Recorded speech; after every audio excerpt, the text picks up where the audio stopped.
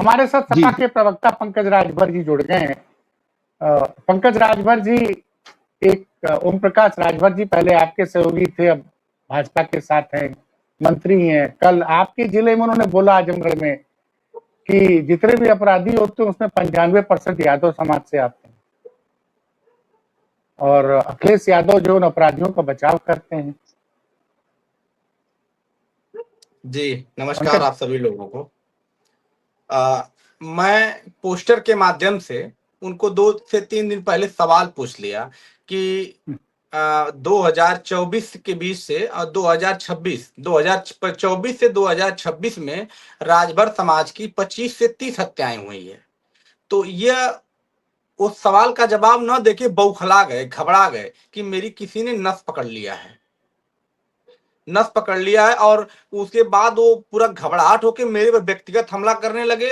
और उनका कहना है कि उस लिस्ट में 95% यादव हैं। तो मैं दावे के साथ कह रहा हूं कि उसमें 90% मुख्यमंत्री के स्वजाति के लोग हैं। अब नहीं, वो तो पूरे अपराधियों को जाति बता दिए। खैर, ये जो लगातार राजभर जी रोज सुबह उठते हैं, एक बड़ा सा ट्वीट कर देते हैं और ये बताने की कोशिश कर रहे हैं कि पीडीए का मतलब कि पहला दावा सिर्फ अहिरों का होगा और किसी का नहीं होगा। और ये तो उनका बेतुका बयान है, उनको भी पता है। आलोक पाठक जी, सर मैं बता रहा हूं कि उनको भी ये पता है कि अगर वो समाजवादी पार्टी और यादव समाज पे टारगेट नहीं करेंगे तो उनको पता है कि भारतीय जनता पार्टी बहुत जल्द उनको धक्का मार के भगाने का काम करेगी। इसलिए वो शाम सुबह सत्ता से सवाल पूछने के बजाय वो विपक्ष से सवाल पूछते हैं। ये सत्ता से कैसे सवाल पूछेंगे? वो तो उनकी सरकार में मंत्री हैं, वो तो सवाल नहीं पूछ सकते ना। तो वो फिर वही उल्टा काम तो कर रहे हैं, जहां सत्ता से सवाल राजभर समाज के हक, अधिकार, शिक्षा जैसे मुद्दों पे बात करना चाहिए। नहीं, वो आपने जो पोस्टर लगाया है, होर्डिंग लगाई है, पूरे प्रदेश में चर्चा का विषय है कि राजभर जी राजभर समाज के नेता बनते हैं और इतनी बड़ी संख्या में राजभरों की जान ली गई।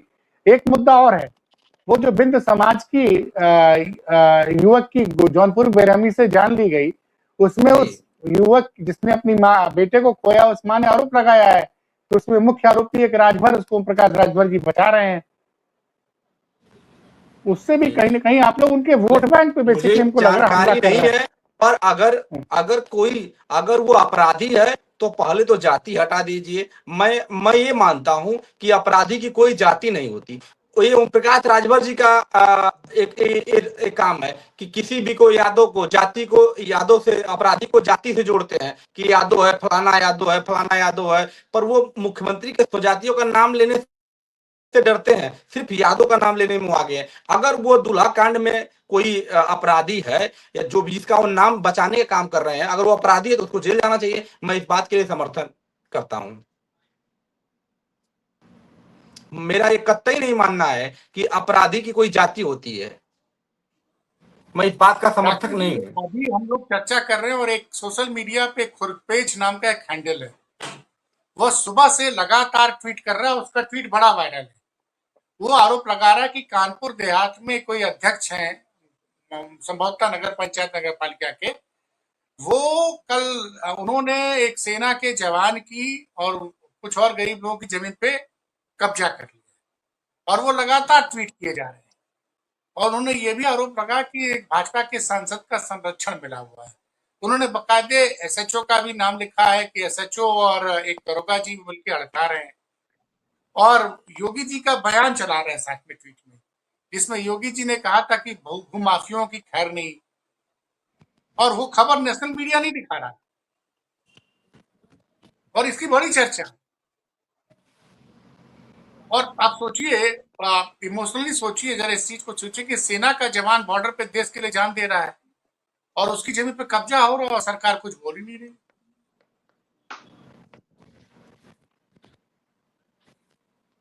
राकेश जी नहीं, निश्चित तौर पर सीएम योगी बार बार सार्वजनिक मंचों से और हर जगह से ये कहते रहे हैं कि माफियाओं का यहाँ पर कोई जगह नहीं है, चाहे वो जमीन माफिया हो या किसी भी तरीके के हो। गुंडों बदमाशों को हर समय चेतावनी देते रहते हैं, लेकिन इस तरह की जो घटनाएं सामने आती हैं तो लगता है कि ये प्रशासनिक विफलता है ये जो वहां लोकल लेवल पे डीएम एसपी बैठे हुए हैं वो कोई काम नहीं कर रहे हैं। सरकार अपनी तरफ से मुस्तैद है, लेकिन सरकार हर जगह, हर जिले में, हर प्रखंड में, हर मुख्यालय में, हर ब्लॉक में नहीं मौजूद रहेगी। वहां पर उनके रिप्रेजेंटेटिव्स होते हैं जो डीएम एसपी बीडीओ एसडीओ होते हैं, लेकिन अगर वो अपने जगह पे रहकर भी ढंग से काम नहीं कर रहे हैं तो निश्चित तौर पर इस तरह की शिकायतें आती हैं। और आप ये मान लीजिए, दो शिकायतें सबसे ज्यादा होती हैं किसी भी राज्य में, चाहे बिहार हो, उत्तर प्रदेश हो, मध्य प्रदेश हो। एक है पुलिस एट्रोसिटीज और दूसरा है जमीन से रिलेटेड अपराध, उस पर कब्जा, उस पर उसको बेच देना कई लोगों पर, और पुलिस का दुर्व्यवहार। ये जो पुलिस एट्रोसिटीज, इस तादाद बढ़ती जा रही है, लेकिन उस पर बहुत कार्रवाई होती नहीं दिख रही है। सरकार दावा जरूर करती है कि ऐसा कुछ नहीं हो रहा है, ऐसा कुछ नहीं होगा, और होगा तो कार्रवाई होगी, लेकिन फिर भी अभी हाल ही में उस दिन जो आईटीबीपी वाला जो कांड हुआ, उसमें भी सेना का जवान, पैरामिलिट्री फोर्स का जवान अपनी मां का कटा हुआ हाथ लेकर घूमता रहा, हर अधिकारी के दरवाजे पे गया, कोई कार्रवाई नहीं हुई। आखिरकार आईटीबीपी के सीनियर ऑफिसर को आना पड़ा और तब जाकर कार्रवाई हुई, तब जाकर उस हॉस्पिटल पर एक्शन लिया गया। अब ये जो आप जमीन पर कब्जे की बात बता रहे हैं, सेना के जवान की जमीन पर कब्जा, ये भी वैसी ही कोई घटना होगी जिस पर लोकल एडमिनिस्ट्रेशन बिल्कुल भी ध्यान नहीं दे रहा। हो सकता है उस जमीन माफिया से मिली भगत हो, क्योंकि वहां पर जमीन की कीमत यूपी में आसमान छू रही है हर जगह पे। तो ऐसे कब्जे बहुत ही सामान्य सी बात है, लेकिन इस पर ध्यान देने की जरूरत है।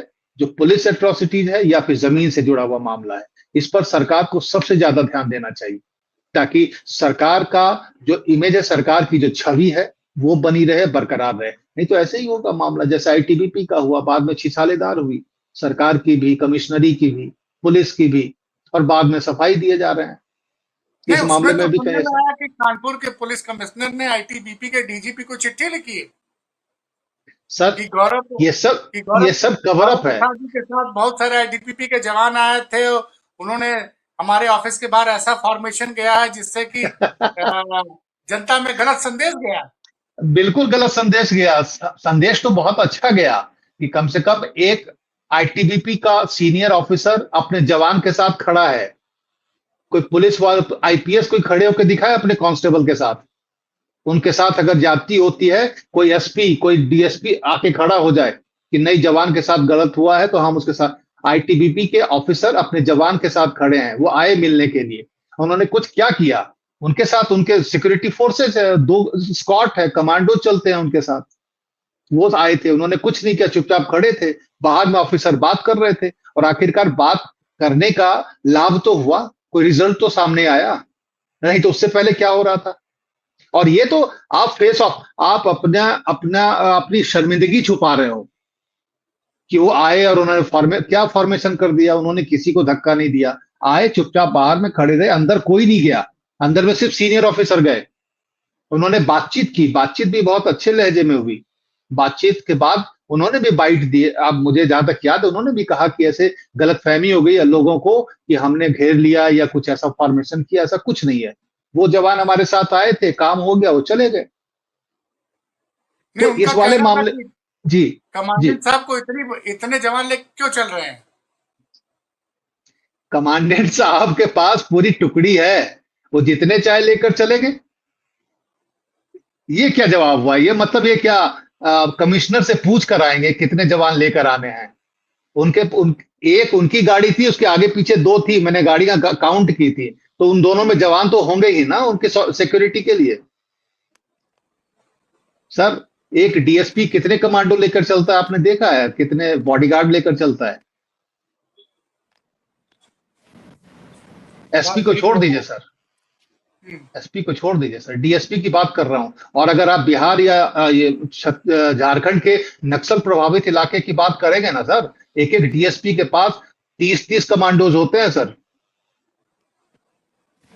लेकिन एक जाति को टारगेट करना कि, और नहीं, पंकज राजभर जी, आपके ऊपर, आपकी पार्टी पे जो आरोप लग रहा है कि या अब एक परसेप्शन बनाया जा रहा है कि मतलब यादवों के अपराध को अखिलेश यादव छिपा रहे हैं, इस पर क्या कहना है आपका पंकज राजभर जी? बहुत बहुत क्या? तगड़े आरोप लग रहे हैं।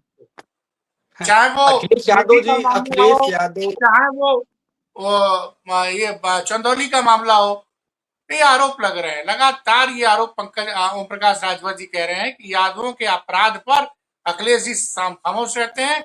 और ये जो है कई लोग ये भी दावा कर रहे हैं कि प्रजापति समाज का शोषण कर रहे हैं यादव समाज के लोग, और कुर्मी, और उसको चंदौली वाले को यादव बनाम कुर्मी बना दिया है। तमाम जगह ये नैरेटिव चल रहा है। तो आप अगले चुनाव में कैसे बाकी ओबीसी को और दलितों को अपने साथ जोड़ पाएंगे? असल में देखिए, जनता जानती है कि ओम प्रकाश राजभर की बात का कोई भी वैल्यू नहीं। वो खुद अपने आप को कहते हैं कि मैं बेहया नेता हूं और दो मुहुआ सांप हूं, ये उनका ही कहना है। तो ये जनता जान चुकी है कि ओम प्रकाश राजभर कुछ भी कहते हैं वह दो मुहुआ टाइप के हैं, और खुद उन्होंने कहा कि मैं बेहया हूं। और मैं कह रहा हूं कि वो बेहया नहीं है, वो महा बेहया है। सिर्फ शाम सुबह यादव समाज को गाली देना और अखिलेश यादव जी को गाली देना, ये उनका काम है। रही बात, उनका एक दावा है कि जो मैं होर्डिंग और पोस्टर लगाया हूं उसमें 95% यादव ने हत्या किया है। तो सरकार आपकी है, प्रशासन आपके पास है, आप वो सूची जारी कर दीजिए कि उसमें 95% यादव हैं। अगर यादव हैं, कोई जाति का हो, आप उनके घर पे बुलडोजर क्यों नहीं चला? यह भारतीय जनता पार्टी की सरकार बुलडोजर कार्रवाई के लिए जानी जाती है। तो असल में जो 24 राजभरों की हत्या हुई है, 24 नहीं 30 हुई है, मैं 5-6 नाम अभी ऐड नहीं कर पाया, जो 30 राजभरों की हत्या हुई है, उन हत्यारों पर आज तक बुलडोजर क्यों नहीं चला? इसलिए नहीं चला कि उसमें 90% से ज्यादा लोग मुख्यमंत्री जी के स्वजाति के लोग हैं, इसलिए बुलडोजर नहीं चल रहा है। अगर यादव समाज के लोग अगर रहते तो अब तक बुलडोजर चल जाता। यह भारतीय जनता पार्टी की नीति है, जो जातीय देखकर बुलडोजर चलाती है। नहीं भाई, आपकी पार्टी के लोग तो अब ट्वीट कर रहे हैं कि समाजवादी पार्टी की महिला सब जिलाध्यक्ष पे जो हमला हुआ है, तीनों आरोपी भाजपाई हैं। अब समस्या ये है कि ये जनता कैसे समझेगी? लेकिन मेरा सवाल राकेश जी आपसे है कि मैं बात करता हूं अमेठी की विधायक है महारानी प्रजापति जी। उनके घर में 3 गाड़ी भर के लोग पहुंच जाते हैं उन विधायक के घर पे, और वहां बवाल करते हैं, गाली गलौज करते हैं, मारपीट करने की बात करते हैं, कुछ लोग के साथ उन्होंने मारा पीटा भी। ये तो सिंपल लॉ एंड ऑर्डर का मामला है, लॉ एंड ऑर्डर का फेल्यूर है। नहीं, निश्चित तौर पर लॉ एंड, अगर ऐसे सिचुएशन जो आप बता रहे हैं, अगर ऐसा है कि गाड़ियों में भर कर आए और घर पर अटैक किया, तो लॉ एंड ऑर्डर की बात तो है, बिल्कुल है इसमें आप। लेकिन एनसीआरबी के आंकड़े भी तो यही कहते हैं कि उत्तर प्रदेश महिला अपराध में सबसे अव्वल है। जो लेटेस्ट आंकड़ा है एनसीआरबी का, उसमें तकरीबन 66,000 से ज्यादा के केसेस हैं यूपी में महिलाओं के खिलाफ, जो एट्रोसिटीज हुई है, जो महिलाओं के खिलाफ जो हिंसा हुई है, उसमें 66,000 से ऊपर का है। दूसरा नंबर जहां तक आपका महाराष्ट्र का है, फिर राजस्थान और मध्य प्रदेश भी बीजेपी शासित राज्य हैं। अब बंगाल भी हो गया है, लेकिन बंगाल के जो आंकड़े हैं वो पहले के हैं। तो महिलाओं के खिलाफ हिंसा उत्तर प्रदेश में है, अव्वल नंबर पे है। ये सरकार का एनसीआरबी का आंकड़ा है। नमस्ते मोतीलाल यादव, एनसीआरबी का आंकड़ा है। जी प्रणाम ना, ये एनसीआरबी। जी बोलिए आलोक जी। नहीं, एनसीआरबी के आंकड़ों के जवाब में तो भाजपा प्रवक्ता कहते हैं कि चूंकि हम लोग महिलाओं के प्रति अपराध का एफआईआर दर्ज करते हैं, दूसरे की तरह एफआईआर हम रोकते नहीं है, इसलिए आंकड़े जाता है। पहला दावा तुमका ये है। दूसरा ये कि उत्तर प्रदेश की आबादी देखिए, आबादी के हिसाब से आप देखिएगा तो अपराध कम है, मतलब भाजपा अच्छा, देखिए एनसीआरबी के जो डेटा हैं वो 2 तरीके से इसको करते हैं, आंकड़े को बताते हैं। एक होता है एफआईआर के आधार पर और दूसरा होता है प्रति लाख के आधार पर, और दोनों में उत्तर प्रदेश अव्वल है, एनसीआरबी का आंकड़ा कह रहा है। अरे आपने तो बड़ी बात कह दी कि महिलाओं के प्रति अपराध में वास्तव में उत्तर प्रदेश सबसे ज्यादा है। ये आपने नई जानकारी दी। सिर्फ एक प्लस पॉइंट ये है कि बाकी राज्यों के मुकाबले कन्विक्शन रेट यूपी में सबसे ज्यादा है, तकरीबन 75% से ज्यादा, 76%। बाकी राज्य तो 50-40% भी नहीं है, वहां तो एफआईआर के बाद कार्रवाई भी नहीं हो रही है। यहाँ पर सिर्फ एक प्लस पॉइंट है, अपराध ज्यादा हो रहे हैं लेकिन कन्विक्शन रेट यहाँ पर सबसे ज्यादा है। तकरीबन 76%। इसको आप जैसे भी ले, हमारे पास पॉजिटिविटी मिले